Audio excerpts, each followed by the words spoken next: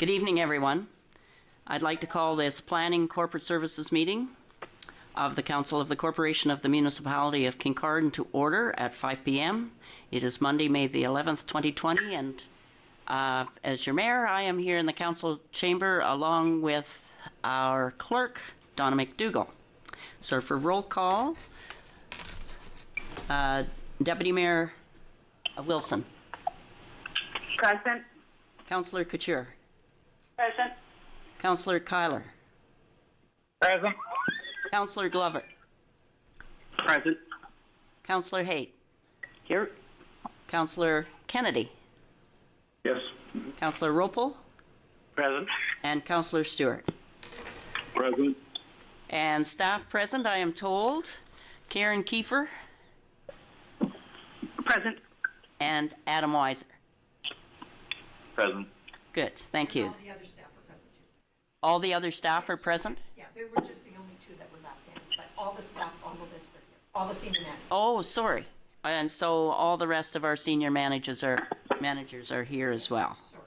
So, so Sharon Chambers. Yes, present. And Roxana Bowman. Present. Michelle Barr. Present. And Kevin McNeely. Present. Okay, good. Do we have any amendments, additions, or deletions to or from the council agenda? It's Doug here. I've got just a couple of things that I would just going to ask council if they would talk about tonight. The first thing is EPCOR. I know one thing that they were going to do was going to go door to door, and and I know they've told me that that's not going to happen now, and I'm a little worried about communication, and I've got an idea. I just wondered if council could talk about that. And the second one was about I know we're doing lots of surveys and with businesses. That's a two-part question, with businesses and user groups and nonprofit associations, and I'm wondering if council would like to talk about that and just maybe make some plans on how to handle those sort of things going forward. And I do realize that they're changing, by the week out there, so it's just something that anyways, just a question for council, those two things. So the surveys and business and things can be part of, I think we can incorporate that into our update on COVID-19. Sharon will be giving an update. And the EPCOR, their communications goes directly through EPCOR, and I hope we've got the message out that they are to contact EPCOR. We can have suggestions to them, but we don't control the business anymore. That's EPCOR's business.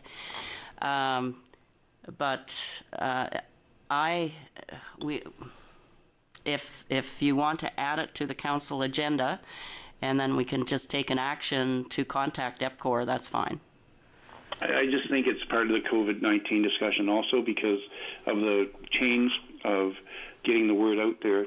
I really liked the idea when they told us they were going to go door to door in the areas and talk to people and get feedback and make sure that they weren't missing anybody. And I just think it's important that we keep that communication going out to our citizens. So. Oh, in relation to COVID-19, okay. So it's a question. I don't think we'll add it as items to the agenda. We can just ask it then, Doug. Okay? That's fine, yeah. Okay. Okay. So does anybody have a disclosure of pecuniary interest in the general nature thereof? Next, we move into Committee of the Whole.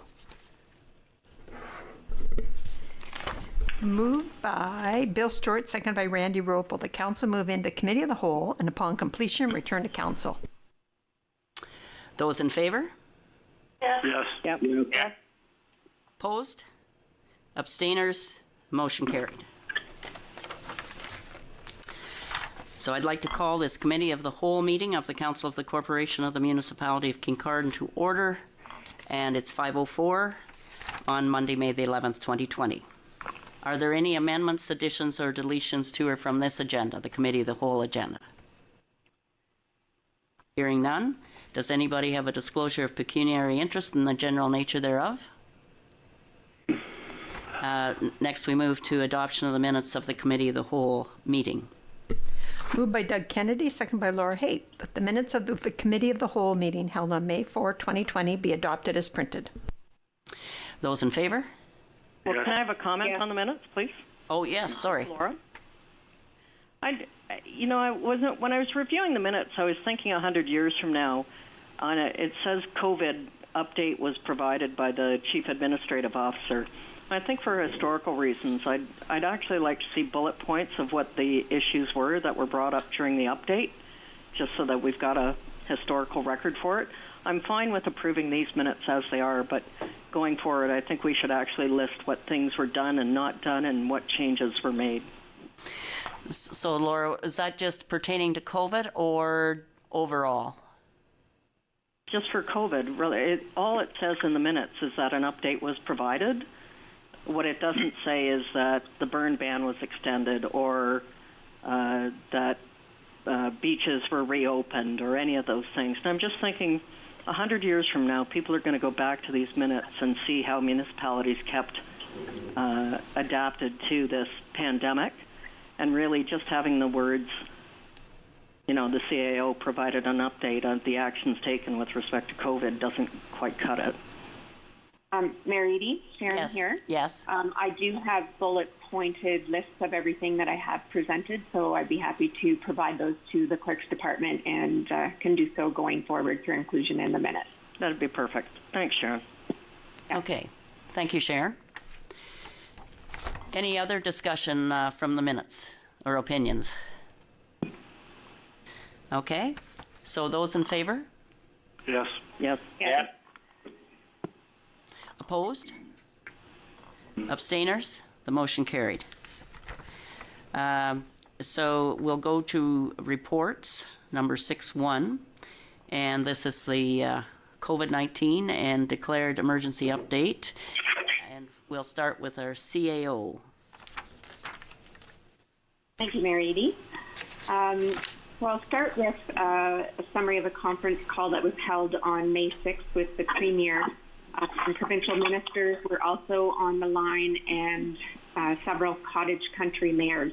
And the purpose of the call was to gain input from political leaders pertaining to the messaging and approach for seasonal residents going to their cottage properties.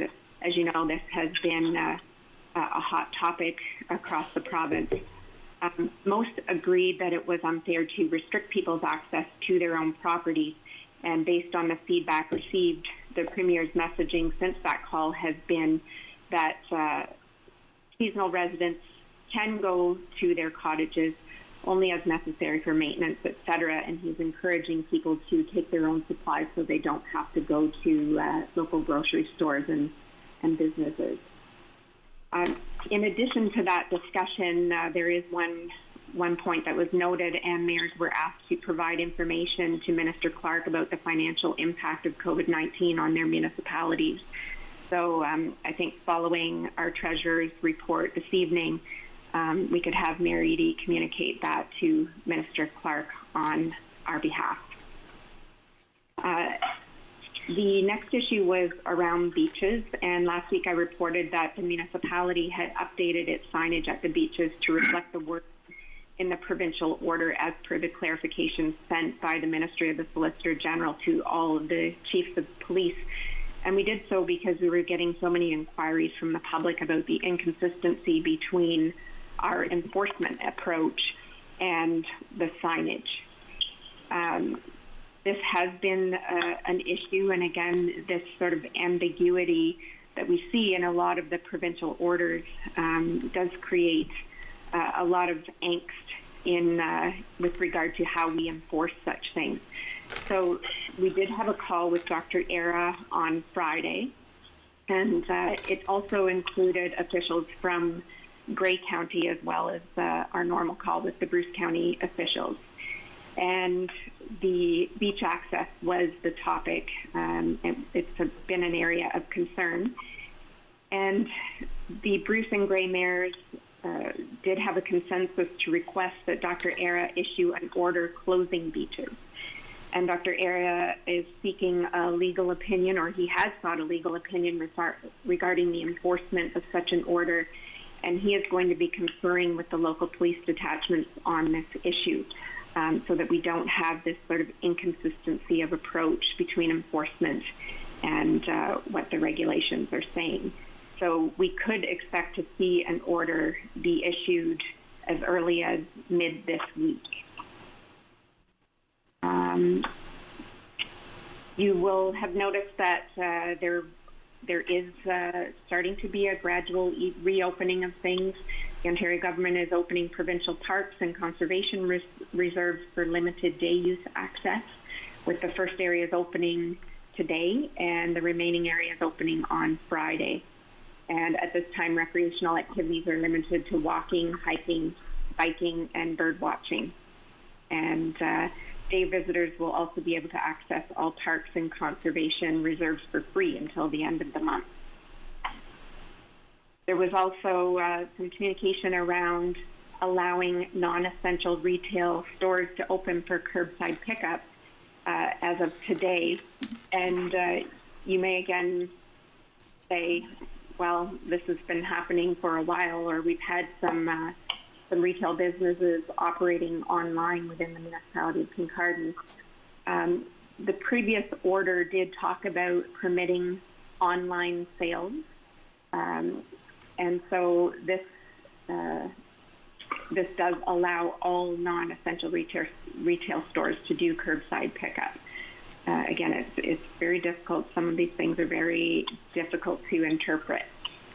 We see garden centers and nurseries were allowed to reopen as of May 8th, and hardware stores and safety supply stores could reopen on May 10th. And those stores must follow the same public health measures as grocery stores and pharmacies do, such as physical distancing and offering contactless payments and sanitizing surfaces. Ontario has also extended its emergency order to the end of May, and that includes the public ban, or the ban on public gatherings of more than 5 people, and closures of bars and restaurants except for takeout, library, theaters, and concert venues, as well as outdoor amenities such as playgrounds, and most child care centers still remain closed. The Waste Management Center opened today, so it will be open on Mondays, Tuesdays, and Thursdays from 9 a.m. to 3 p.m. and on Saturdays from 8 a.m. to 12 p.m.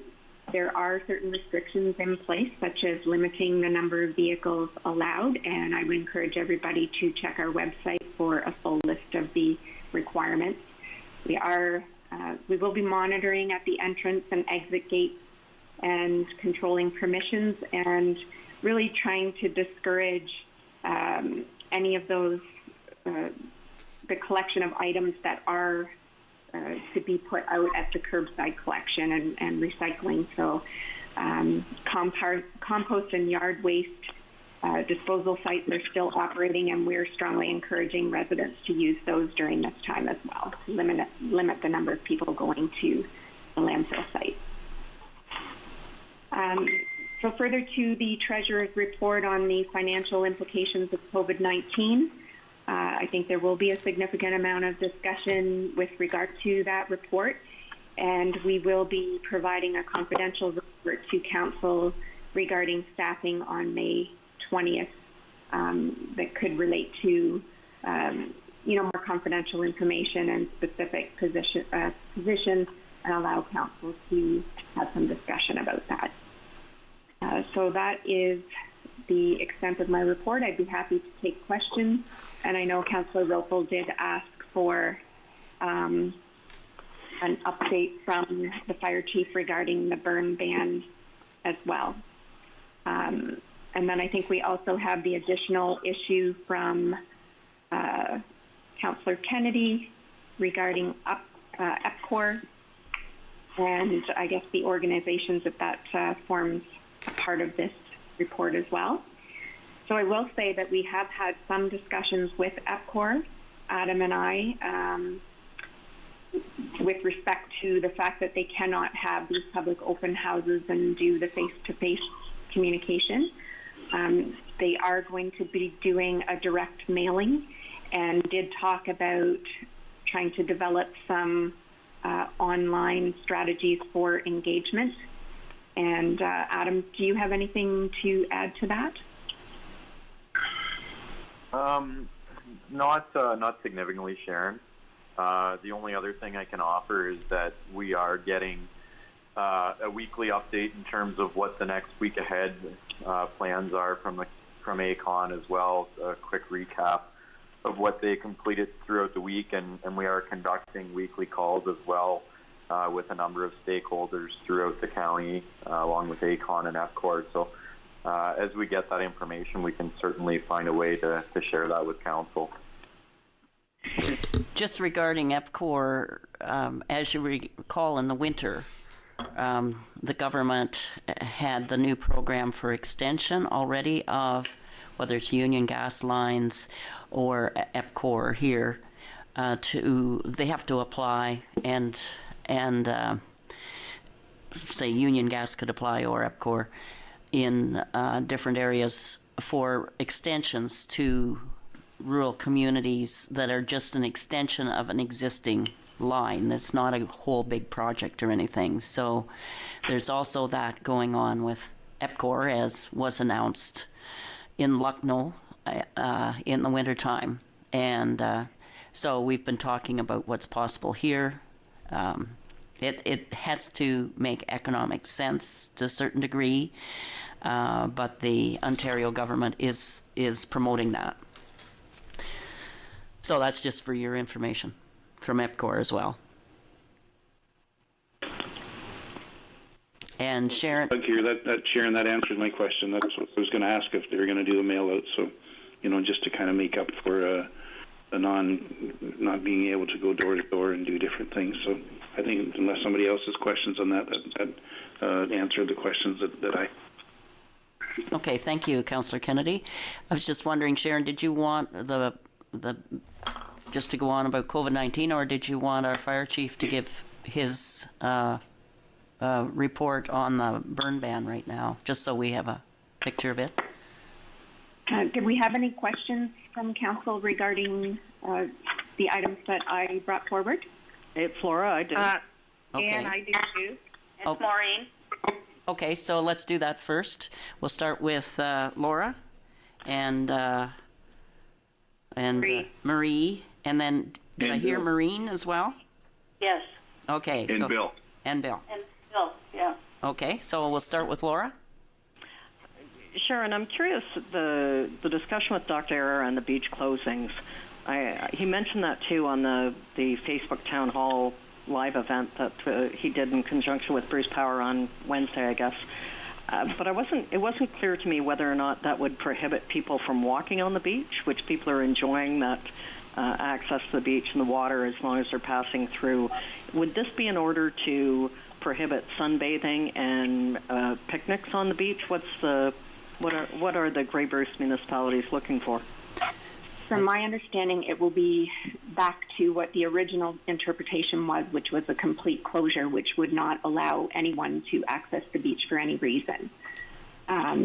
So when we looked at the order initially, that's how we interpreted it. That's how the OPP interpreted it, and we were enforcing it as such until we received the clarification from the Minister of Solicitor General. So that was sort of the change. I know people were communicating it as we opened the beach, but what we were advised was they were always open. We just misinterpreted that. So now the order would be for a complete closure and no access. Maybe. Dr. Era was looking into it. Yes, but do we get input into this? Well, the order comes from the medical officer of health, and I realize that, but do the local councils get input into this decision? Well, we had input, and I wasn't so sure that we couldn't have walkthroughs, Sharon. Like, it was just, he was going to look into the legalities of everything, and from the health perspective, and it would be more like before closing the beaches. The beaches would be officially closed. Yes, that's my interpretation, is that they would be officially closed and therefore there would be no access, because currently, under this clarification, that access for exercise purposes is there. So this order would restrict it further to no access. It's Bill here.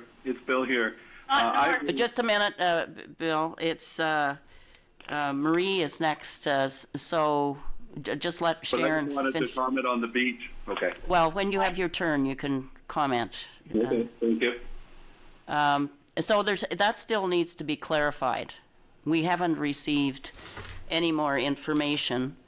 There was a whole bunch of municipalities represented from both Bruce and Gray. My point is, we've never discussed this as a council.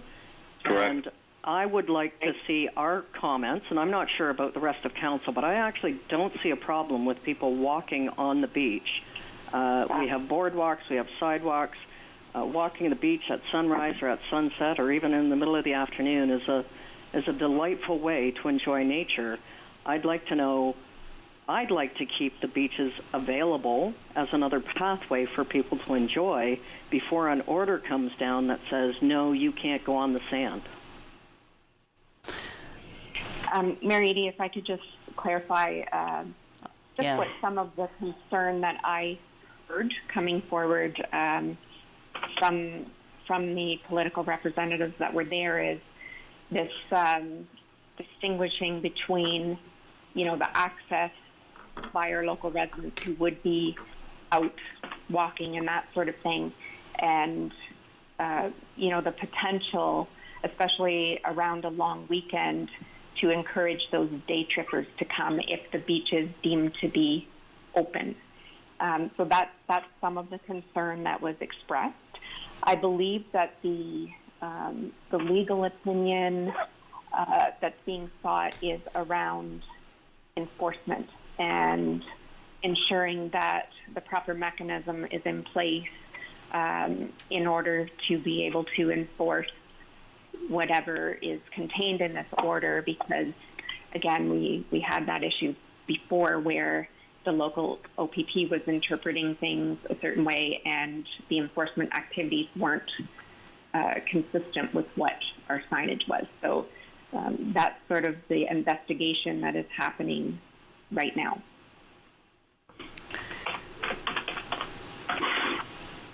Yes, and before they were closed but allowed the walk-through provision. Is that right, Sharon? Or not? I saw the sign and it said provision for walk-through. But yeah, the signs we did change to reflect what we were informed the provincial order actually meant. So we originally believed they were closed, no access, can't go on them. And then we received clarification from the OPP through their communication from the Solicitor General that you could access them for walking purposes, exercise. And again, not a lot of clarity there. And I do feel for the OPP detachments trying to decipher and interpret what their enforcement activities must be. So, exercise, does that include swimming? Does that include,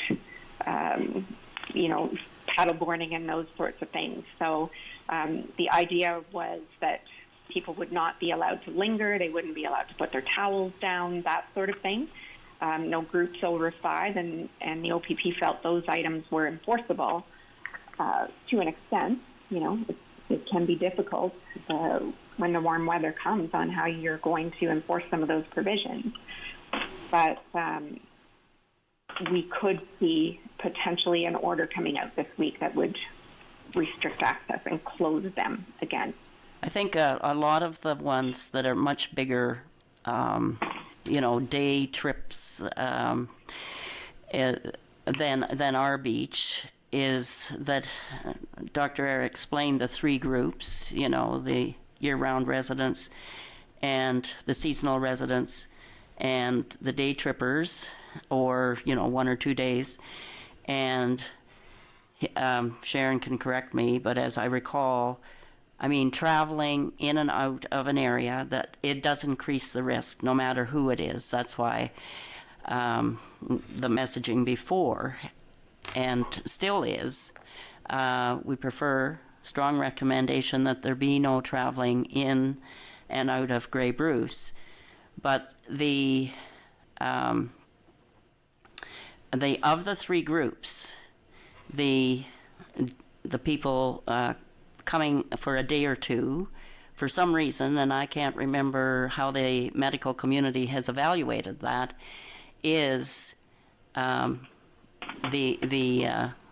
ones that come for a day or two, and so let's go to Sauble Beach this weekend like we always do, or up to the Muskokas, or the more the areas that are, and of course. Can I make a point of order? No, Ann? Yes, so we move well, on. I was on the call. Make a point of order, please.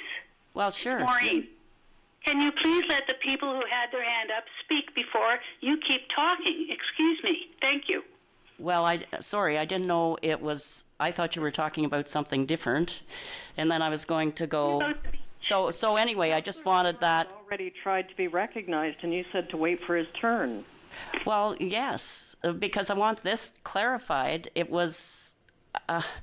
I thought you wanted clarification. I thought you wanted clarification on the reasoning for the medical officer of health's Well, obviously order. you don't have the answer. We would like to speak. All right, you can speak. I was planning on you speaking. I just thought some members of council might like some clarification. We're trying to give you as much information as we can give. We can do that at the end of the questions, please.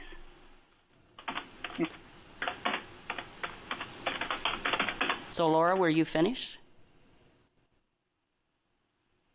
Well, my question's done. I thought Councillor Stewart wanted a question on beach closing. And so did I. We were all asked in turn to say if we wanted to speak. Okay. So Maureen is next. I thought. Maureen. Sorry. Listen, Okay, I just want to apologize. I thought maybe you had another topic like Doug did. So next is Marie. Okay, so listen, it's Marie on the line. Listen, I'm not going to be speaking to the issue around the beaches, so maybe it would be better if Councillor Stewart goes forward first, just to maintain the thread of this conversation. I don't want to complicate things, but it might make more sense. I'm okay if he goes first. Okay, Councillor Stewart. Okay, I have two issues, but we'll just talk about the beach issue right now. I would like Laura to make a motion. I'll support it, Laura. I see some real problems with this, and especially if they decide to make an order on this. I mean, we have two beaches at Invercargill. You have 20 so-called residential people that live right on the beach, so it's going to be hard to tell who actually lives on the beach and who has actually walking through the beach. Plus, the Premier is going to open provincial parks, and that provincial park beach is adjacent to Invercargill Beach. So how are we going to stop them from walking along one beach and then tell them they can't walk around this beach, and having all these residential people that own part of the beach walking around? I find this order unacceptable, and I'm with Laura, and I'll support Laura. If you want to make a motion that the Council of Kincardine does not support this order, I'd be happy to second it. So, Bill, Invercargill, if they own their property, then they can walk on it. And I think, that's just common sense. I think with anything you have to use common sense. If they own, which they do, they have legal deed that was granted back in the 20s or 30s, whatever time it was, to that property, well, you can walk on your own property, and you have to get in and out of your own property. Invercargill is rather unique. Every beach is different. That's why it's hard. Well, I'd like to make a motion then. Sorry. Well, not right now. Let's see what everybody has to say. Maureen's still waiting to speak. Okay? So, Marie, you wanted to wait. Maureen, was yours a beach issue? Yes, it was. Oh, sorry. Oh, Maureen. Yes. Yes. Oh my God. And I apologize for kind of losing my temper there a minute ago, but I have great concerns about opening the beach at all as well. I don't know if you've been watching the news reports, but the province of British Columbia have done that, and the very first thing you saw was all kinds of crowds in all the parks and on all the beaches. And if people want to take their lives in their hands and do that, that's fine. I just don't think we should be part of it. I actually support the order to close it until we are more sure that that curve is flattened and that number has gone down. Okay. And that's the concern, as I said, of some of the other mayors around Grey and Bruce, where they have 10, 20,000 people descend on a May 2-4 weekend. Okay? And I've lost track now. Marie, did you want to speak now? Sure, that's fine. Okay, so my questions are around the economic task force that was formed at the county level and to deal with the COVID-19. And one of their tasks, I understand, is that they're making recommendations to Bruce County on behalf of all of us. So first of all, I understand that there's some discussion ongoing right now that the minutes from those meetings will be included in our consent agenda. And thus far, I haven't seen that happen unless I've missed it, but I don't think I have. So I would like to just say I totally support that. And I think, information is key in communication. And there are questions out there, and people are looking towards recovery. And I know that there are some committees that have been set up, and they are doing an excellent job. There's no doubt. Jenna talked to us last week about the great relationship between the BIA, the Chamber, and the municipality, and I certainly applaud that the work they're doing. But there are ratepayers who have questions, and they don't know about these committees. So, I know there's communication, but I'm just making that comment. That I do think that having these reports as part of the consent agenda, would be very helpful. And I just also have a question on the formation of the committee, because I don't really know who all's on it, except I do know we have 2 representatives from the BIA that are on it. And I'm just wondering why our community development officer would not be, if we only have 2 positions, why she wouldn't be on it, or if it seemed to be a duplication. I'm not sure. So Sharon, could you just comment on that, please? Sure. So with respect to the selection of the committee, the municipality didn't have any input into that. So we actually learned who our local appointees were to the committee with the announcement that the task force had been created. And our local economic development person was not included as part of the task force. So we certainly had already started our own work and investigation around recovery. Jenna had developed a business survey, as you know, and Jenna does have an excellent working relationship with the business community and the BIA and the Chamber. So, we feel it's important to continue with our own work. And we'll work in conjunction with the county on this, but we really didn't have any input into the selection of who was on the task force. I believe that, and Mary Edie could probably speak more to this, there was a 17-page report that went to County Council last week. It was, I think some amendments were made based on some concerns that lower tier municipalities had expressed around waiving of fees at the municipal level, as we felt that those were decisions that should be made at the local level.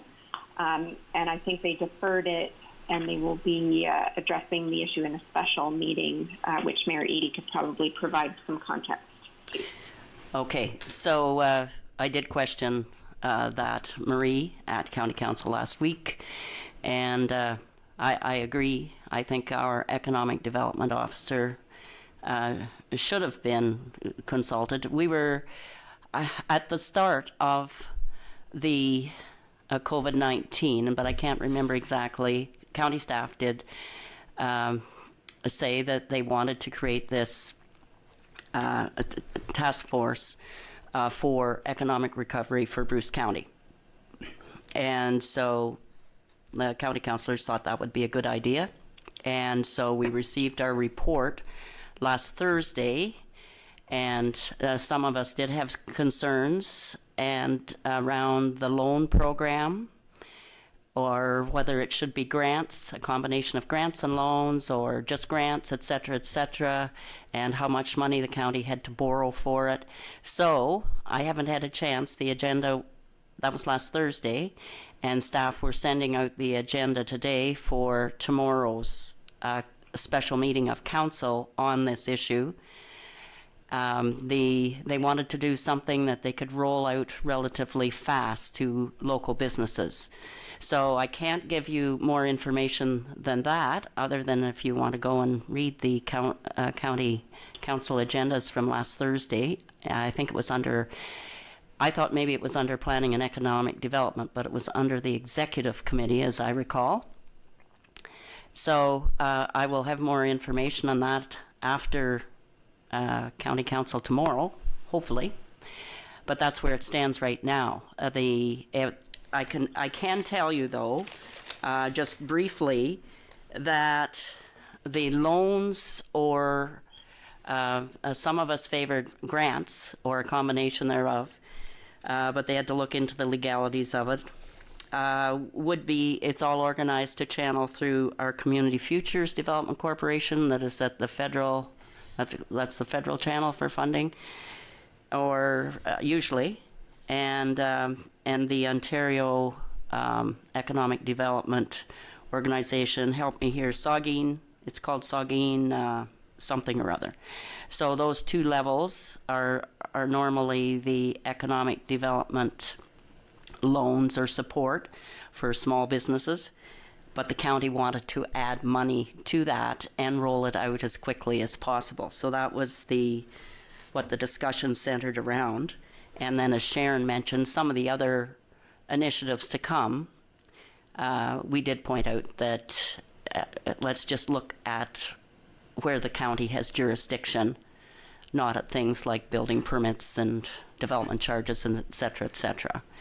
So, if I could just add one thing to clarify, since the committee has been informed, they are now engaging with economic development staff across the county from the lower tiers. So Jenna has been engaging, and we can certainly bring back a report on what the county program is going to entail after they've had some decisions at county council, and how it would integrate with the work that we're doing at the local level. Yes, I'm hoping we will finalize it tomorrow, but I can't guarantee it. It'll all depend on the discussion and the vote. So, does that help, Maureen? Yes, it does, and it does explain it. But I guess I have another comment or a question. If council or any members of council have questions about this, who do they work through? Or have comments for this committee? They work through Jenna? Have comments for the county committee? Well, certainly, say some, members of council might have input, or they also might have comments on some of these items. And if we don't see it until the report's final, then it's too late. So I'm just wondering if anybody has some ideas out there, give them to Jenna, and she can make sure that they're incorporated. And I'm wondering if that's the correct process. Or contact Caravan Mile. Caravan Mile is the co-chair. I just find that odd that we would go to her as opposed to going to our own economic or our own community development officer. And I'm also just going to say this: I do find it odd that she's not included. Nothing against having two BIA members; they're both excellent members. But I do find it odd that we don't have. It's a county committee. They're performing a very important task. And anyways, that's just my opinion. It's only with the opinion of one person, and I'll let it go because there's lots of other stuff that I think people want to discuss. So anyway, thanks. Oh, the explanation okay. to both Ann and Sharon. Sharon, yeah. So our local, like our CAO, is officially in charge of anything at the municipal level, and at the county. Offer, and Jenna has been the liaison with this task force, so I would suggest that you offer any comments that you may have to Jenna, and she certainly keeps me in the know of what's happening with that committee. It's thank Bill you. here. Just a minute, Doug. Just a minute, Doug. Okay, Sharon. Jenna has been handling any of the communication initiatives or some of the initiatives she talked about last week. So I think that's good that you put your give your feedback to Jenna so she can pass it along. It's Bill here. Yes. We found out about this economic recovery recommendation and funding report through Jenna. I'm not quite sure if the rest of the council has a copy of the original one that's going to be discussed tomorrow. But I find it very much that we are not being involved up front with a lot of this stuff, so we don't get a chance to input until it's almost like the day before. I think in the future, if we have a report like this, it should be shared with council ASAP and asking for feedback, if you don't mind. So, Bill, I just got the report for tomorrow's meeting this afternoon or sometime today. And as the mayor, if you have any concerns about the county, make sure you forward them to me. I just get the reports, just a minute, Bill. I just get the reports before a meeting. And same with all the mayors. It's similar to ours. We get ours on Friday for Monday night meetings, and the county does, or Thursday. I don't get to it because of county usually. And the county sends theirs. They start sending them usually during the week before. A lot of the reports come on the Thursday or Friday before the next meeting. So if you have any input for me, you feel welcome just to go online. It's quite open and transparent. Read them and give me input. I'd be happy to have it. And then I have the input for the meeting.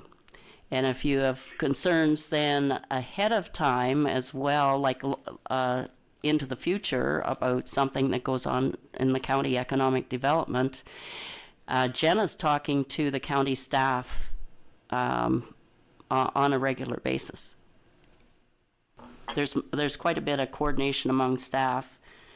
I think the staff at the county tries to keep up with the main initiatives and inform. I'm sure Jenna knew that there was a county task force and things like that. It was just, I did agree with Marie that I felt all the economic development officers should have been on that task force to represent our municipalities. Our BIA is great, but that is downtown Kincardine, the town of Kincardine, and I felt our staff have a picture of the whole municipality.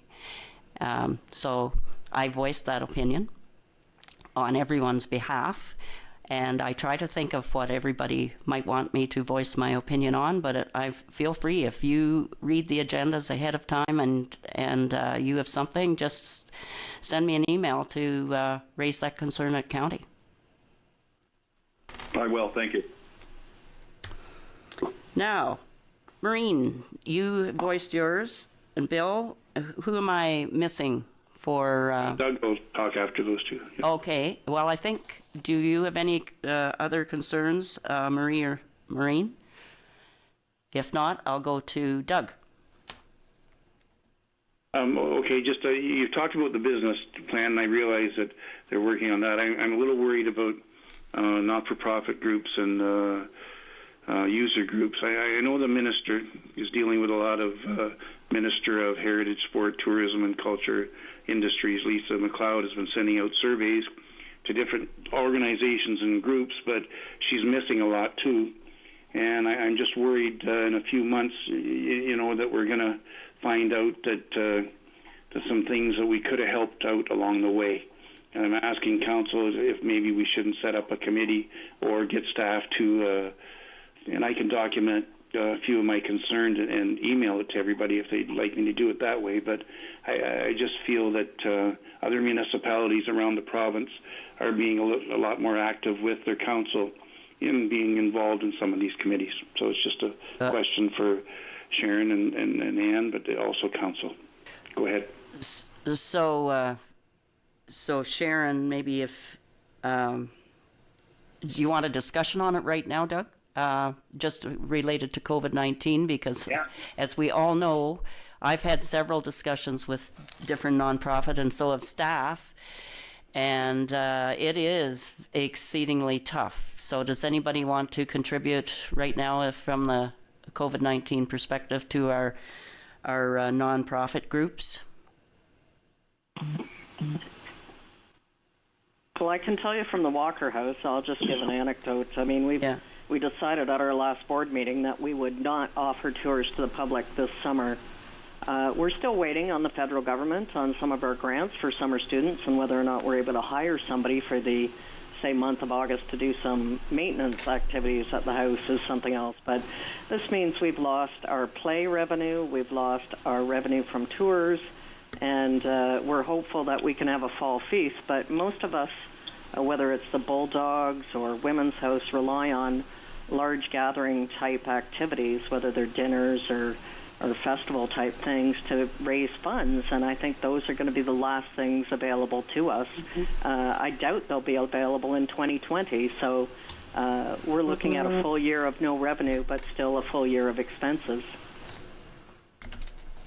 Exactly. Anybody else? It's pretty well the common theme. Laura's right. It's just devastating to volunteer groups, and it's hard to for all our volunteer groups, whether it's sports, recreation, theater.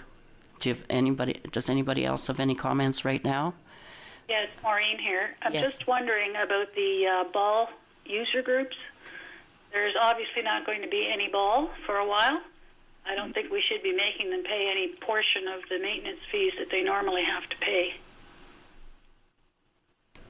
Yeah, it's just Doug here. Like there's a lot of groups in that position. And that's kind of why I brought it up. Ball or soccer, different things are hockey are good examples. And I just I don't know if we should be reaching out to them all and just explaining that there some other associations I'm involved in. We've got some pretty good surveys and different communications that we're setting up with organizations around the province that we're hoping that can then help us, in a few months get through the next year. So it's just, anyways, I think we got to think outside the box a little bit here to try to help all our organizations, small or large, to survive, not just any one. Do you have any meetings set up with the sports user groups, Doug or Karen? Sorry. Go ahead. Karen, you can go ahead. Yeah. Sure. Just in response to your first question, Councillor Couture, we have not billed any of the ball or soccer users for any fees in 2020. Okay. And second of all, we have not had a lot of discussions with groups. We do know that a lot of them have canceled fundraising ventures, like everyone's already mentioned. But other than that, at least for staff, we haven't had many conversations with these groups. Okay. Maybe we should. I know in other municipalities they've had some Zoom meetings with all the user groups, and they did a lot of different things. So I'm just, that's why I'm bringing this up tonight, to see if we can just start the process. I realize it's not going to happen right away, but if Karen and I could work with staff to bring something back to council, over the next couple of weeks, and just see if everybody agrees with what we'd like to do. Yes, that's why I'm asking.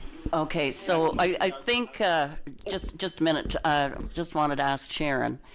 So our user groups go across not just sports or theater, we have the hospice, the fundraising groups, and I'm thinking maybe if we had time, they're not going to go bankrupt tomorrow, but I do think we can look at mitigation measures. So if council agrees, maybe staff could bring back an overall report and give us more direction on that. Is that Sharon? Mary, yeah, I would like to have a chance to discuss this with the senior management team and the working group. So if council wishes to have a report back, that's something we can do. Okay. Yeah, I don't think it's just Doug here. I just don't think about sports groups. I think about the music festival, all these great things that we've had going that really, put our town above everybody else to me in the area. That are music, whether it's a music festival or anything to do with the culture of sports. I was going to say, this crosses all kinds of policy chair areas, so right, yeah, staff report would be appropriate. Yeah, so I think Sharon talking to senior staff, and it will be, I'll be very surprised if some of those groups have too much going until next year, but maybe they can come up with innovative ways to do some of the things, but their big fundraisers are that they've traditionally had are an issue. So do we need a motion, Donna, to direct Sharon to come back with a report on the not-for-profit groups?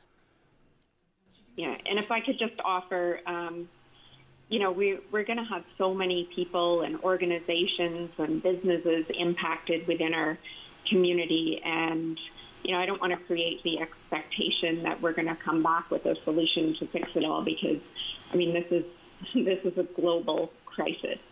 But what we can certainly do is talk about how we can start to engage these groups and understand what the issues are, and from there we can start to look at solutions. Based on what we're hearing from them.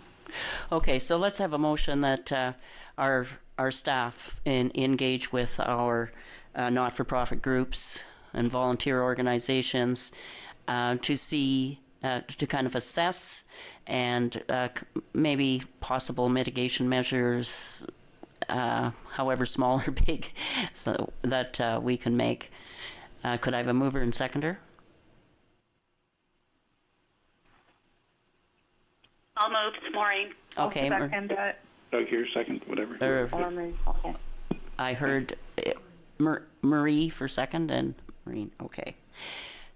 So, those in favor? Yeah. Yes. Any opposed? Any abstainers? And the motion carried. Can I just make one quick comment? Yes. Doug here, hey Sharon, I didn't think it was going to happen, I should have been more clear, overnight or in a month or 2 months or 6 months, but I just thought, starting some kind of process, could help down the road, so thanks. Yeah, thank you. So, keeping in mind, it would be nice to maybe have some ideas or just a progress report in a couple of months at the outside, just so we know it doesn't have to be totally complete, but just have a progress report on it so that have a bit of information anyway in one of your COVID-19 reports. So that's Sharon's. Was there anybody else for that? And then we wanted our fire chief to speak. Sharon? Yes, if there are no further questions. Any further comments or questions? All right. So I'll ask Kevin McNeely to speak regarding the fire ban. Good evening, Mayor Beatty and members of council. Just an update on the fire ban. Currently, the municipality, the ban is still in effect for open burning and recreational. And the other municipalities within the county, they all are still keeping the ban in effect. Provincially, the fire zone bans are still in effect. And that should come to an end on the 13th from what we've been told. So this Wednesday, they will, I guess, with the provincial parks starting to open up, the long weekend coming, It would not surprise me if they lift the provincial ban. But in saying that, in the municipality of Kincardine right now, last week I authorized several agricultural type open burning.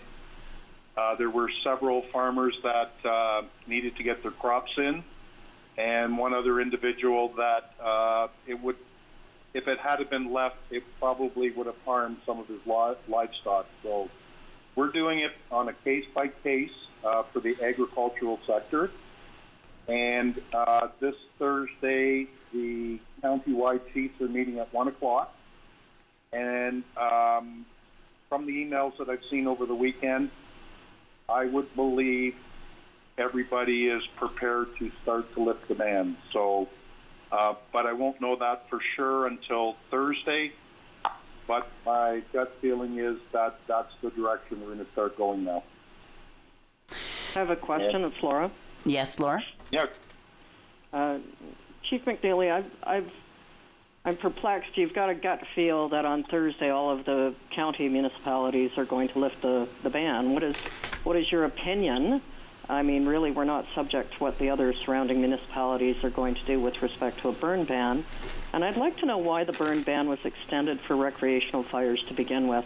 Again, here was another issue where there was no consultation, and it wasn't like it was fire hazard, it was firefighter safety, but I would like to hear your comments on that. So you are correct. The main decision at that time, a month ago, was to reduce the exposure of the firefighters going to nuisance complaints. So just a review of our own calls within the month of April, and as well as the other municipalities, we're down 50% of nuisance calls just in the month of April. So the main priority obviously was not to get our firefighters exposed, because if we did, we'd be in very big trouble. And really at that time, recreational fires were not deemed as something that was really that essential. And it would also, having backyard residential type fires seems to attract larger groups of people normally. So, you know, one of the mandates from the province was that they were trying to keep no bigger groups than 5 or less. So those were some of the factors that we looked into at the time, and that's how we made the decision. I'm not sure if that answers all your questions. Well, I guess I am going to ask you straight up. If 7 other municipalities say, no, we want to keep the burn ban on, is our fire chief going to say, yes, we're going to keep the burn ban on, or are you going to open it up for recreational fires in advance of the long weekend? Well, right from the get-go, we've tried to keep a unified stance in this based on those decisions. We are trying to accommodate the agricultural sector so they can get their productions in. The only other thing that's outstanding at this point would be recreational fires, and are they really necessary at this point? I know it's a good thing to do. I honestly believe we're heading that way sooner than later, but we're waiting for the 13th and our meeting on Thursday. Kevin, Randy here. Okay, Randy? Yep. Yeah, with respect to the recreational fires, and if the ban has been lifted on or before the coming weekend, those recreational fires will be by permit only, correct? Yeah, it doesn't matter whether it's open burning or recreational, they require a permit. Thank you. Is there anyone else that has a question regarding the ban on fires? Okay, thank you, Kevin, for the information. So if it happens then, that's my question, do people have time to get a permit before the weekend if they want a recreational type fire, or is that just something people do in their backyards? That's the question I have. Mayor Edie, can I add one more thing? Sorry, is that you, Bill? No, it's Kevin. Chief McNeil. Okay, Kevin.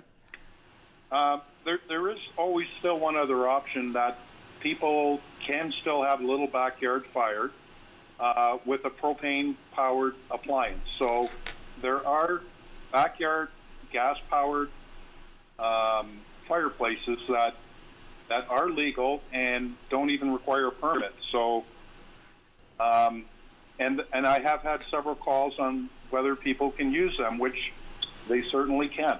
So it's only when you get into burning wood that the permit's required under the recreational usage.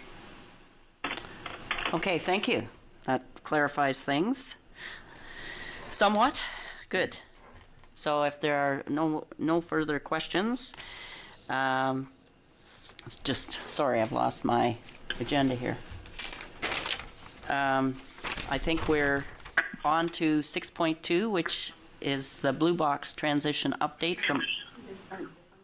Oh, sorry, I missed the huge one, the great big one. Sorry, is when I flipped the page. The financial implications associated with COVID-19. So we're still on COVID-19 and only now it's the financial implications. And Roxana has a great big report for us. So Roxana. Okay, thank you. Sorry, Roxana. Yep. Okay, so municipal staff have been tracking the financial impact of COVID-19 from the date of the emergency, which was on March 17th and onward. So this report will provide estimates of the financial impact. We chose up to the period at the end of June. We were not entirely sure how long the social distancing will last, but for purposes of forecasting, we estimated that it would be June 30th, 2020.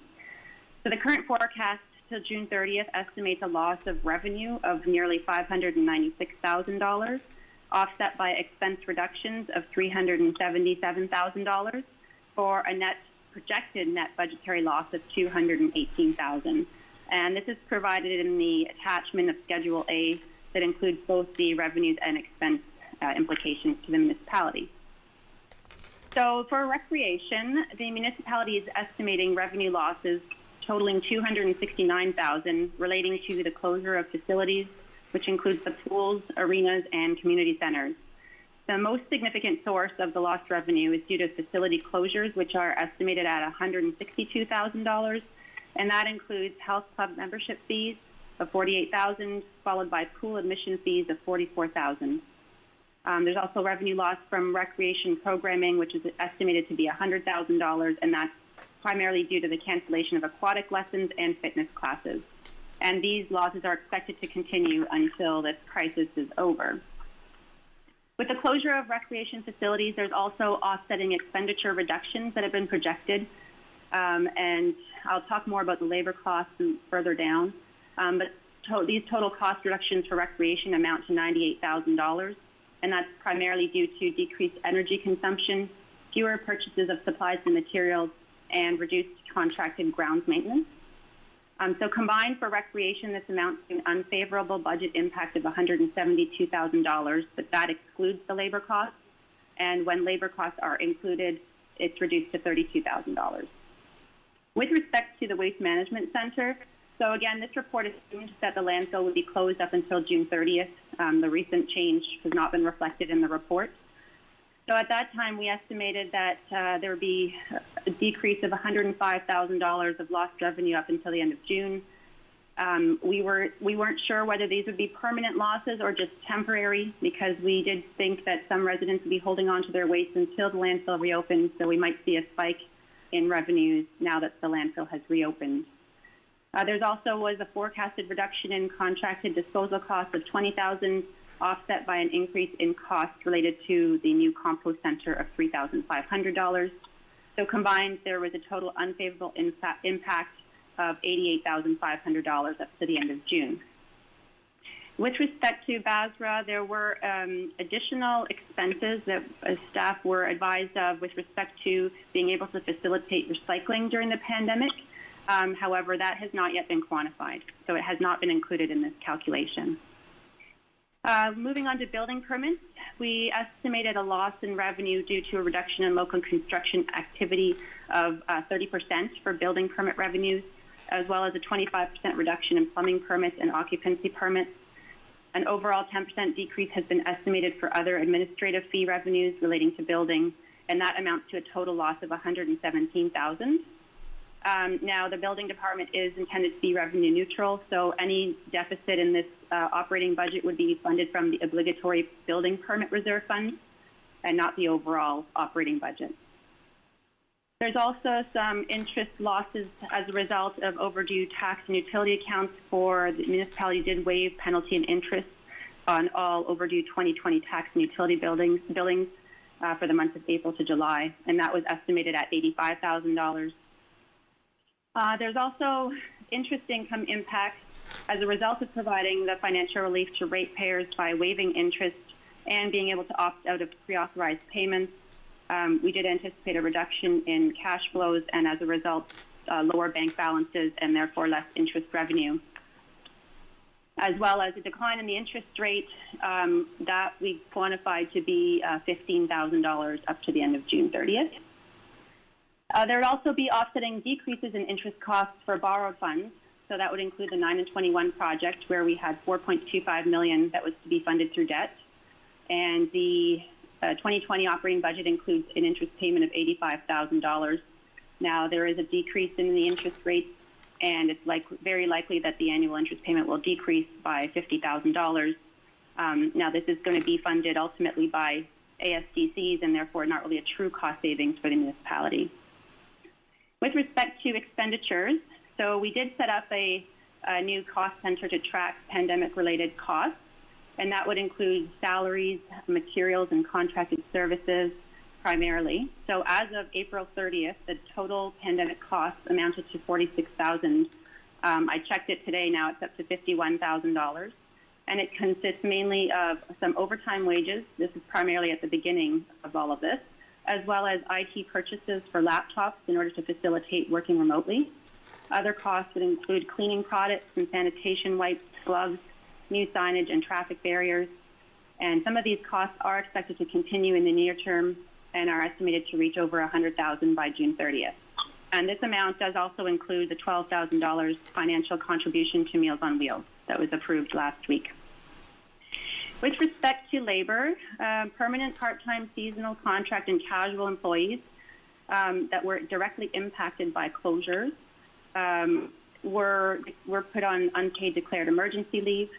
Seasonal contract employees with start dates effective this spring have been deferred to a later date, and all employment opportunities advertised online have been placed on hold, with no new offers of employment to be extended until further notice. So labor cost savings would amount to $290,000 up to the end of June 30th.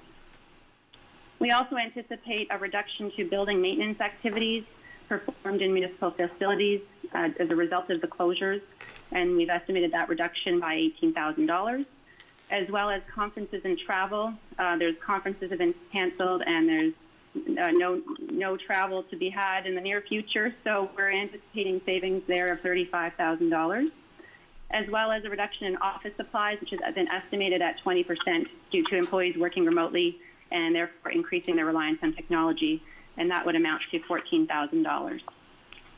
There are some potential long-term impacts as a result of the pandemic. Should this be extended for a longer period of time? With respect to interest rates, there would be a lower cost of borrowing, which would reduce debt service costs, but it would also impact our interest allocations to reserves and reserve funds.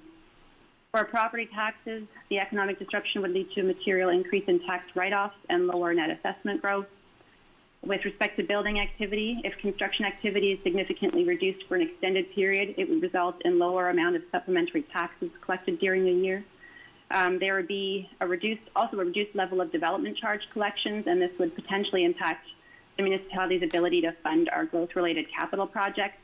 And for us specifically, it would impact our ability to repay the borrowed funds for the Connaught Park sewage pumping station project, which was to be funded primarily through development charges.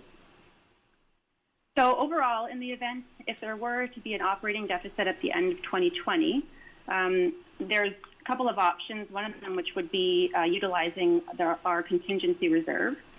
We do have a contingency reserve in place for unexpected and unplanned events like COVID-19, and we would definitely have sufficient funds in there. Currently, the balance is around $2 million. Anything that we did not cover, like if we had a deficit in 2020, then the alternative would be to raise taxes in 2021 to generate that additional income. As you know, municipalities are not allowed to run deficits, so those would be the options that would be available to us. Now, staff has also reviewed the 2020 capital budget, and that has been also provided to you in one of the schedules. I think it's Schedule B. So each department reviewed all of their capital projects that could potentially be deferred to 2021 in order to alleviate the pressures on cash flow and staffing resources during the pandemic. So this has been included along with the comments on the status of each project, as well as the justification of each project on the capital listing. And in total, there have been 15 projects that have been recommended for deferral, either in full or in part, until 2021, which would result, I guess, not really in cost savings, just a cost deferral of $9.475 million. And really, that will just aim to improve our cash flows over the near term. Depending on what announcements the province has, we may be able to reevaluate some of the items on that list and perhaps take on more projects. But this is what we've determined for the time being. Also, as a precautionary measure, currently we do have a regular line of credit that extends to $3 million. So staff have initiated a temporary increase to $5 million. However, this is only if absolutely needed, and actually it needs to be authorized and approved by council in terms of an amended borrowing bylaw. And if this is not done prior to August 31st, it's just going to expire. So it was really only initiated due to time saving, but it's likely that it won't be needed, and so it won't be coming forward to council if it's not needed. It'll simply expire. With respect to senior levels of government assistance, there have been several different programs offered by the federal and provincial governments, mainly to assist residents and businesses as a result of lost revenue and wages. Specifically for municipalities, has not been anything that has been announced just yet. We were made aware by the Federation of Canadian Municipalities, or FCM. They did release a report on April 23rd, which I've just attached for information purposes. The FCM is seeking $10 billion in federal funding and suggests to provide financial assistance to municipalities, and they suggested a basic allocation of $30 to $35 per capita. But this is nothing has been approved. It's just for conversation purposes, and if staff do have any further information on any kind of municipal funding, we will definitely update council on that. So that is overall the report. It was provided for information purposes, and I'd be happy to answer any questions that you have. And it's Laura. Yes, Laura. Roxana, how many people, I know it's difficult to say an exact number, but how many people took advantage of deleting their pre-approved payment or deferring paying? Were your arrears significantly higher on the April tax due date? Well, that would be for the people that were paying monthly payments, and as far as I checked last, it has not been very significant. The number was not as high as I thought it would be, so as of right now, things are looking fine. Okay, good. So cash flow wise, you're right on target for what a normal year would be? I would say it's comparable. Yep. Okay, ish is good. Thanks. Anyone else? It's Maureen. Yes, Maureen. Yeah, I'd just like to thank you very much, Roxana, for that report. It's very thorough. It's also a little better than I anticipated if you're anywhere near the ballpark. Could probably get a lot worse before it gets better, but anyway, I want to thank you for that. It was very clear, and I did go over the capital projects with my department head, Michelle, and the ones that affect us are the stairs and the break wall at the harbor, and those are going to be combined into one for next year because we think we can get a better price. The stairs are extremely expensive. Also in the library, because it's non-essential and it's closed, we're putting off the accessible washroom and the new carpeting. So, and I agree with those postponements. Thanks. Okay, thanks, Maureen. Does the capital... sorry, who was this? Doug. Okay, Doug, yes? There's just one thing I've talked to Karen about that I kind of didn't agree a little bit with about not doing it. It's a boardwalk, but I realized that Chris is dealing with Saugeen and some different issues about, how we might build it in the right way where it'll last a little bit longer. So, Karen, can you kind of comment on that too, that we're going to maybe try to do part of it this year and keep reporting back to council? Is that right? Yeah, absolutely. So we've talked that we do need to consult Saugeen Valley on any upgrades that we plan to do for the boardwalk, and we would also like to confer with the Accessibility Advisory Committee so we can, hopefully proceed with those as we go along. And if we get to the point where we're allowed to do some construction, we could certainly bring that back to council to discuss that further.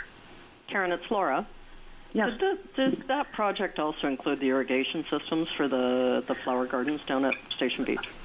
That was a separate capital item for $25,000, and we have the irrigation company lined up to come and see us hopefully this May to do some upgrades to the valves and pipes so we can see if that fixes the problem, because if it doesn't, then we'll be coming back with a much more expensive item in 2021. So we're hoping these fixes will keep us going.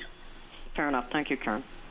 You're welcome. Does anybody else have any concerns on the capital deferrals? Yes. Okay, Bill? Yes, I do. Since, I'm the policy chair with Adam, I hope Adam's on the line. We have the largest sort of share of capital. Adam, would you like just to go through the list? I mean, especially with the Huron Terrace for $9 million in the Queen Street. Just give us an update, and I fully support what you recommended here. But go ahead, Adam, and just talk to the council about some of the things we're changing. Yeah. So the majority of the projects that are under the public works listing we're still intending to proceed forward with. Some of the impacts that are noted, as an example, with the Huron Terrace force main work, we're suggesting only a portion of that work will be completed within the fiscal year, and that really is the difference between what was proposed in the overall 2020 budget to what we're thinking would actually be spent. And so the balance of that work then would be completed in 2021. And along with the force main is the pumping station itself, and the actual station, the majority of that work can't start to happen until we're nearing completion on the force main project. So it would be, for the majority, deferred to 2021 as well. A couple of the other impacts that we've noted, one of them is the aeration upgrades for the lagoon system for Kincardine. In speaking to BM Ross, even since we've developed this, they've started looking at things. So our intention is to try and proceed with as much as we can on that. If we can get it beyond the stage of engineering and approvals, we'll certainly strive for that. But that would probably be the minimum we would like to complete on it within the year, just due to the overall impacts and delays in getting that started. Any of the other projects that are really listed, for the most part, are intended to proceed as planned. Thank you, Adam. It's Bill here. Just one other question on the whole thing. First of all, Roxanne, you did a great job. It's an easy report to understand. Looking forward to maybe monthly updates and everything else to make sure that, because there's so many unknowns out there. The only thing we really control is our capital budgets and our operating budgets. Other than that, we don't really know what's going to happen, whether the federal, provincial government will provide us funds. But one of the things I noticed that, Sharon, you were talking about doing a staffing report for May 20th. At this time, I think it would be prudent that we might want to add, I know this is not going to be an easy thing, but we need to maybe take a look at a report if we had to do a 3% reduction in operating cost, how that would look and what areas that we could reduce our cost.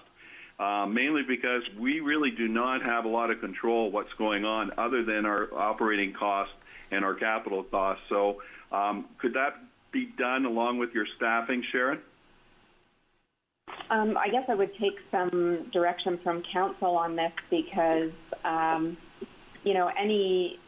any reduction in operating costs is going to come with reduction of service levels. And I'm not really sure what council's appetite would be for that.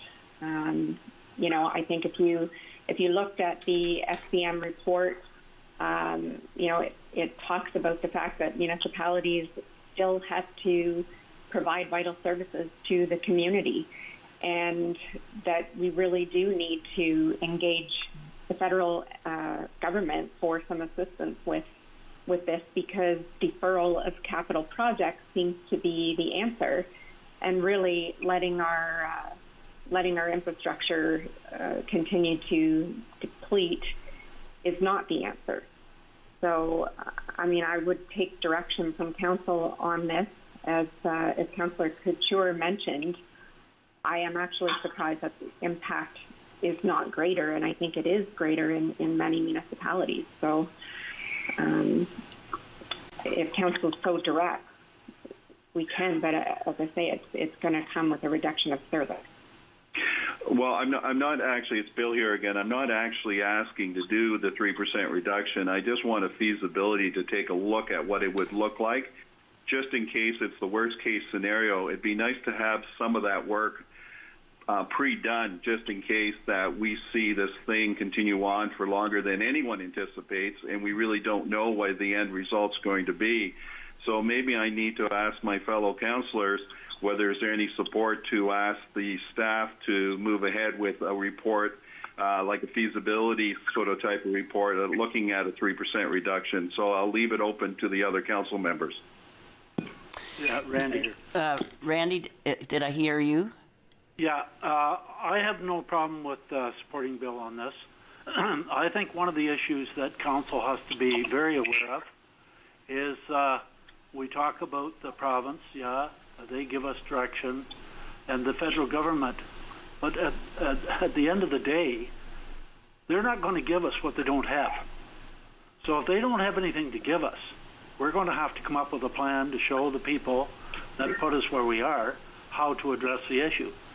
And if we have a plan put in place that either may not have to be enacted, but I think we need to know what that plan would look like, and if there are any other changes that would be required to add to that plan. Jerry here. Yes, Jerry. I support Bill and Randy. You know, at the end of the day, there's only one real source of revenue to tap, and that's the taxpayer, and we have to be sensitive to that, like we all are. I don't know that we're necessarily, like Bill said, looking to make service reductions tomorrow on any level. That's not the intention. I think the intention is to look at some not essential projects that maybe we can defer, or tenders that we can pull off or sideline for a little bit, just to try to figure out, like everyone's point, this is going on a bit further down the track. We can't always rely on the federal, provincial governments to bail us out. So we have to be a bit business-wise in terms of our approach. So I would support a fact-finding mission. If worst case scenario, how would that look at maybe a 2 or 3% sort of reduction? What projects or things could we sideline that maybe are not essential in terms of infrastructure that might be needed and not a safety security risk? But we're operating a corporation that's a business at the end of the day, and we're responsible to taxpayers. That's not lost on us, but we do need to have a bit of a contingency plan ourselves. So I would support this as information purpose coming back. It's Maureen here. Yes, Maureen. Yeah, capital projects do not affect our tax rate, so it would have to be a service level reduction, as was said. Certainly, staff can come back with some ideas that we can toss around, but any percentage reduction is going to affect the tax rate, and that's operations. So I certainly have no problem with getting a plan in place or that sort of thing, but I think the deferral of projects isn't going to cut it. Mary, can I ask Roxana for Roxana, please. Yes, Roxana. Thanks. No, I just also wanted to add to that, because you're absolutely right, Maureen. Like, deferring capital projects, I mean, it would somewhat make sense if we funded our capital through our taxation rates. However, our majority, or if not all, of our capital projects have been funded from the reserve funds. So as an example, if you're deferring a project that's been funded out of the Life Cycle Reserve Fund only to help supplement your operating budget, what that would basically mean is that rather than taking from the contingency fund, which is what it's there to do, is to help support you in the event of a contingency, instead of taking from that fund, you're basically taking from a Life Cycle Reserve Fund. So it's just one pocket from the other, whatever that saying is. So I guess what I'm saying is deferring capital would not be the solution. I also wanted to mention that we do, and I'll have a report coming forward later on once we fully complete our audit. But as I mentioned, we have over $2 million in our contingency fund. We have used this fund in the past when we had an incident where we had excessive legal fees one year that were not budgeted, and we were able to tap into that fund to help offset our losses. Roxana has left. No. Oh, no. Well, we'll give her a minute to get back on. Yeah, she gets cut off every so often. When I talk to her, she just gets cut off because of her local phone. It's Bill here. Yeah. Yes, I realize that. So we'll just give her. She can comment when she comes back on. Are you? Roxana. Okay, Roxana. Sorry. Back. You just continue on. Yes. So I was saying that's exactly what our contingency fund is there to do. And with respect to the 2019 year end, even though it's not yet finalized, I can say that we have a surplus in 2019. And what that means is that surplus automatically gets put into the contingency fund, again, for purposes like this. So we will have additional funds going into the contingency fund as well. So, and right now that number is projected to be close to $1 million. So for us to worry about a couple of percent here and there, it's fine to discuss that. And if council wants us to review that by department, we can. But as Sharon mentioned, it would most likely result in service cuts. So that's up to council, I guess, to direct that. Follow-up, Mayor? Yes. And just a minute. Was it the follow-up was Jerry? Jerry, please. And then Marie? And then Marie? Okay, Jerry, and then Marie? Thanks for that, Roxana. That actually is a bit more reassuring. So just a quick follow back up to you, Roxana, through the mayor. If we are surmising sort of the projection that we're going on at this current point in time and space, based on status quo, it's not probably going to get any worse, maybe a bit better. Would it be easy to say that, though, the next couple of months, if we had to essentially sustain some losses that we have seen over the past 1 or 2 months, that obviously what you're saying, the municipality would be in good stead to not make any knee-jerk reaction at this point of time, because we have some sufficient reserves that going forward, as well as from last year, to bring forward if need be? Well, yeah, I mean, I think staff will definitely continue to report on the financial implications going forward. And if we do feel like this is extending for a significant period of time and we see that, we have taxation revenue that we won't be able to collect, I mean, right now, maybe I'm still optimistic, but if things do significantly deteriorate, then yeah, we definitely could revisit this and come forward with other alternatives. And service reductions, it could be something that we can definitely discuss. I'm just not sure what that would quite look like. I mean, we definitely could continue having those discussions internally. But definitely capital deferral, like I said, would just be taking out from the wrong reserve fund, really. It's Bill here. Oh, just a minute. I'm Marie's next, and then you, Bill. Okay, so, very good. okay, so I just want to say thanks, Jerry, because that was basically the gist of what I was going to say. I don't support service cuts at this point, and I think it's too soon for us to make any kind of, a request for that type of information. I mean, things are changing daily, as we all know, and, there could be substantial changes over the next few months, so why not wait? And if we need to come up with another approach at that point, then certainly revisit the issue. But I don't support going ahead with the proposed plan at this point in time. And I too just wanted to say, great report. Found it very readable. Thanks. It's Bill here. Yes, Bill. I still like to ask the whole council whether they would support a direction to ask the staff to take a look at a 3% reduction. What I'm concerned with is that we have a couple of very large projects that we're hoping that future development's going to cover the cost. And if future development doesn't cover the cost, we could be seeing some major impact to our bottom line, as in the OPF lands that, you know, we're going to start paying just not the interest. If we have to start paying some of the principal, that's over $400,000 a year. So what I'm saying is that it's not a bad exercise every so often to take a look at some of this and just to sort of have a discussion, but we need some figures before we start to have a discussion to see what kind of impact this 3% might have on services. Not saying we're going to move ahead on it, but I think it gives us a baseline to really have very good discussions in the future if we ever have to implement it. So, Bill, I'm going to ask you to make a motion then. I make a motion to direct the staff, the staff to do a report on May 20th along with the staffing report, but show... Oh, May 20th is too short. It's too short.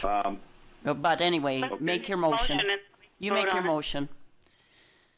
Okay, I'm going to make a motion to have a report produced by staff to show a 3% reduction in operating costs to be determined, but no later than the middle of June 2020. Is there a seconder for the motion? I'll second it. Gary, I'll second it. Okay, second by Randy. Yep. I'd like to speak to the motion. Yes, further discussion on the motion? Maureen, I think I heard. Yeah, I can't support that at this time. I think our staff is swamped as it is with working from home. And I think that there is still some time to go by before we are going to be in that position. I certainly think this should be done as part of the budget process, which can start early in September or the end of August, depending on whether or not people are back to work properly. So I can't support it at this time, although I don't reject it out of hand. Okay, and anybody else that wants to speak to the motion? I too think it's a little premature. I keep hoping there will be other initiatives to support municipalities, and it's just a little early yet to see whether we need to do it right now, as Maureen said, when staff really are pretty busy working from home, and the whole thing from the province changes from week to week, if not day to day. So that is causing a lot of extra work as well. And it is difficult to manage everything from home. Some things are great, but other things, it is more difficult. So that's my opinion. And if nobody else has any input, I'll call the vote now. Those in favor? Okay, so I think maybe... I have recorded the vote. Just can you? All right. Let's do that again. Those. My name. I'll just ask for a recorded vote to make this simple. Yes. Yes. Okay, a recorded vote. Thank you. Councillor Couture. No. Councillor Kyler. Yes. Councillor Glover. Yes. Councillor Haight. No. Councillor Kennedy. No. Councillor Ropel. Yes. Councillor Stewart. Yes. Deputy Mayor Wilson. No. Mayor Eady. No. So that was 4-5. 5 noes. 5 noes, so the motion is defeated. All right. Now, were there any more comments on Roxana's report at this time? Or did you have any more questions, say, regarding the FCM report? That's a normal thing FCM does for us, the Federation of Canadian Municipalities. They work with AMO as well. So it is a good report if you have time to read it. Any other questions? All right. So thank you, Roxana, for all your work, and to all your staff, to all the staff that helped with that report. It's very good. So we'll move on now. 6.2a, the Blue Box transition update. And I take it this is Adam. Yes, thanks, Mary. So the purpose of the report before council is that we, along with all the other municipalities within the province, need to provide direction to AMO as to which of the 3 dates we would like to transition our current Blue Box system to a full producer responsibility. And what that means is that the producers of the products are going to become responsible for the collection, the processing, and marketing of all the materials that are currently collected in the Blue Box system, and the costs associated with that. We've already seen some transitions completed. The existing Stewardship of Ontario tires program has converted, and we're still under review for the battery stewardship as well as the municipal hazardous waste programs. These were all directives of the province as they were seeking to increase the amount of materials that were recycled and also to put the responsibilities back on the producer to find ways to save costs and also create a more green economy.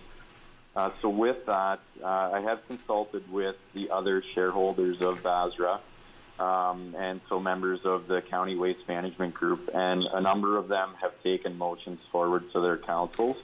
And so far, the date that's been targeted has been the December of 2025. The first date that's being targeted is January of 2023, and the second would be in 2024. AMO's asked us to have a resolution passed by June 30th of this year, so that way they can understand who they're dealing with in terms of the first, second, and third transition dates. And the reason or the rationale our group is suggesting to target the third transition date, one, still over the course of the balance of this year, there's going to be a fair amount of consultation, and we believe into 2021 as well. And then they're going to be working towards what those transitions look like. And with our shareholder arrangement with Basra, we feel that the board and the municipalities are going to have to take a look at the current operation, how it's constructed, and understand based on the regulatory changes if that arrangement and relationship still makes sense moving forward, or if it needs to be considered for some type of transition under the new act as well. So again, we're suggesting to council to give each of us the most amount of time possible within these transition dates, and suggesting that we transition December of 2025. Okay, thank you, Adam. Does anybody have any questions or comments for Adam's report on the Blue Box transition, which I'm sure some of us have attended those discussions? Yes, Maureen here. Yes, Maureen? I can't believe this is deja vu, but about 1987, I was on a committee with AMO that was desperately trying to get the producers to pay for the waste that is recyclable, and I'm very, very supportive of this and would totally support the motion and the time frame that Adam has suggested. I can't Why believe don't you move it then, Maureen, and I'll second. Yeah, we have the mover and seconder already. So did anybody else want to comment? Okay, some things take a while, Maureen. So, Donna? It's moved by Dave Kyler and seconded by Marie Wilson, that it's as per the recommendation in the report and you consider it as a matters arising. Okay. The council can select the Blue Box transition date of December 31st, 2025. Okay, those in favor? Yes. Yes. Yes. Any opposed? Abstainers? The motion carried. Adam, I just wanted to ask about the resolution. Did you want us to pass that tonight as well for AMO? It can be Mayor Edie, or it can wait till the next meeting. It would work within the timeline. So. Oh, well, we might as well do it tonight when everybody's probably looked at it. It was in the report. Sorry. There's just one motion, I think, as a matters arising. Is that not correct, Adam, that they were combined into one? Oh, sorry. Yeah, I didn't Donna, see it that's there. Correct. So as matters arising, then we've already okayed the resolution to go. Yes, the one that from AMO, and And it sets out as well that we will transition to the full producer responsibility by December 31, 2025. Yes. I think it was drafted so that they were combined into one. I'm hoping that's correct. Yes, it has it's a long-winded one with whereases and furthermore and etc. So if that's fine, it's already included when we pass the recommendation. I just wanted to double check. Thank you. So we need a motion to adjourn committee of the whole. Moved by Maureen Couture and seconded by Jared Glover that this committee of the whole adjourn at 6:39 p.m. Those in favor? Yes. Yes. Yes. Opposed? Abstainers? The motion carried. So we're back to the council agenda and we have matters arising.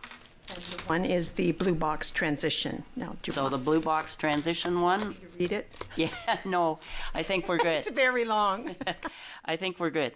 So do you have a mover and seconder? Yes, it's moved by Marie Wilson and seconded by Bill Stewart. All those in favor? Yes. Yes.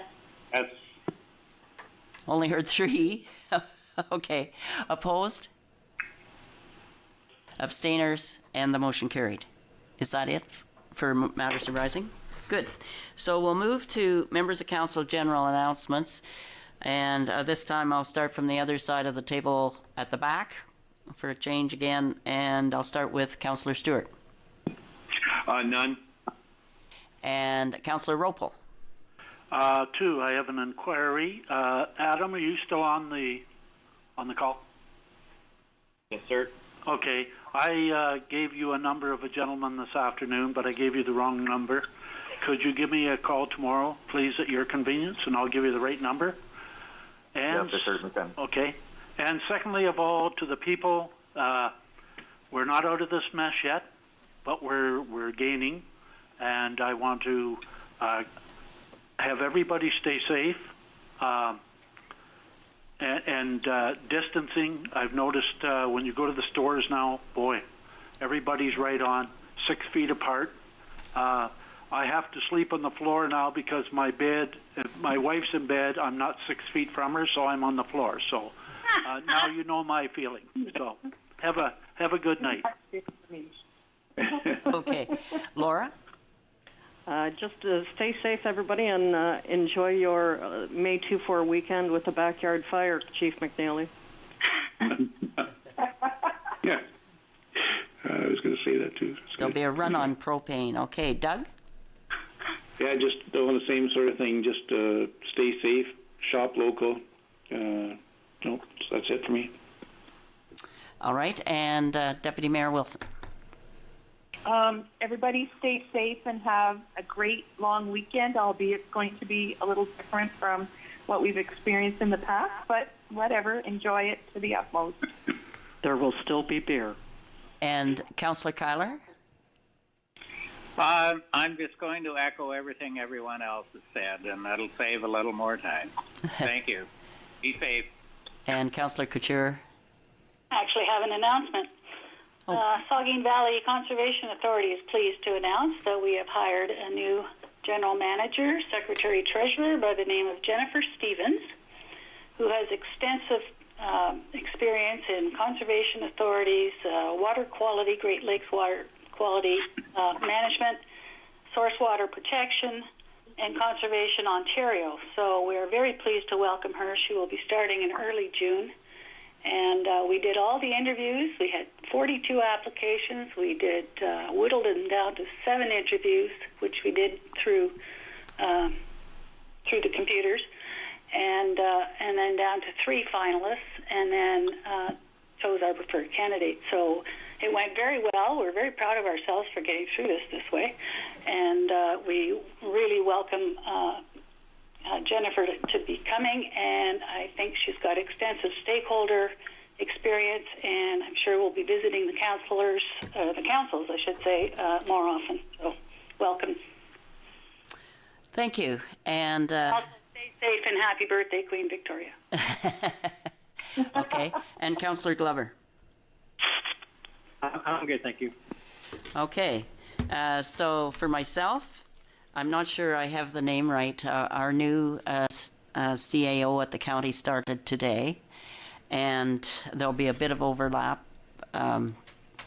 our acting CAO, Betty Ann Cobine, is officially finished, but she has agreed to stay on for a week or two just to consult if necessary. So our new CAO, and if I might report next week that I have her name down better, Sandra Daters Bears. And so, me too, I agree. Have a safe, enjoyable May 24th weekend. The trails, the boardwalks, the trail memories are open. And I do want to give the message that is, we look forward to when our beaches and businesses are fully open again. But right now, just as everybody has said, please wait. Practice the physical distancing, leave your residence, for groceries, medication, walks, and we're winning the fight, but we still have to be a bit more patient, and I know it's hard for everybody, but we can do it. So stay safe, and be Kincardine strong, Bruce County tough. So next, we're pretty well done, except our CAO. Did you have any announcements tonight, or things that something else you'd want to report? Nope, nothing further. Okay, so that takes us to the confirmatory bylaw. Moved by Jerry Glover, seconded by Doug Kennedy. All in favor? Yes. Yes. Yes. Yes. Yes. Opposed? Abstainers? The motion carried. And motion to adjourn? Moved by Laura Haight, seconded by Maureen Couture, that this council adjourn at 6:45 p.m. Those in favor? Yes. Yes. Yes. Opposed? Abstainers? The motion carried. Have a good evening, everyone. Thank you. Good night. Stay healthy, everyone. Take care. Bye.